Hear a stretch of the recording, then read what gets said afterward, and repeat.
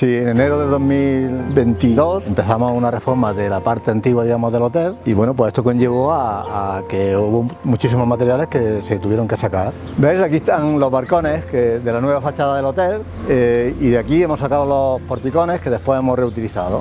Vamos a ver dónde están. Bueno, y aquí podéis ver donde se han vuelto a reutilizar. Hemos hecho separaciones de aquí en el comedor, aquí separamos un comedor de otro.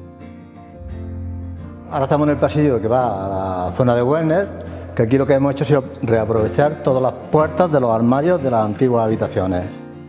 Ahora vamos a ver un mueble que hemos hecho con la parte de abajo de los muebles que teníamos en las habitaciones, digamos donde iban metidas las neveras pequeñitas.